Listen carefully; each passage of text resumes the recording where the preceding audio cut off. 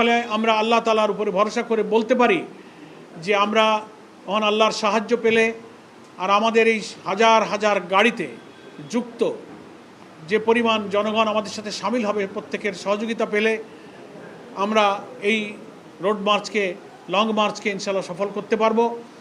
আমাদের বড় সহযোগিতার একটা জায়গা হচ্ছে প্রশাসন। আমরা পুলিশ প্রশাসন আইন শৃঙ্খলা রক্ষার ক্ষেত্রে খুব গুরুত্বপূর্ণ ভূমিকা পালন করে থাকে।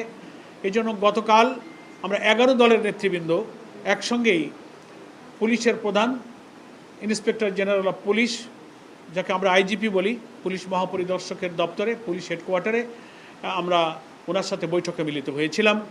সেখানে 11 দলের মহানগরী এবং কেন্দ্রীয় পর্যায়ের নেতৃবৃন্দ আমরা উপস্থিত থেকে লিখিতভাবে আমাদের ঢাকা চট্টগ্রাম, ঢাকা রংপুর, ঢাকা খুলনা এবং ঢাকা সিলেট রুটটা আমাদের ট্রেনে হবে যেহেতু রাস্তাটা খারাপ, আর খুলনাটা হয়ে আবার কুষ্টিয়ায় গিয়ে শেষ হবে।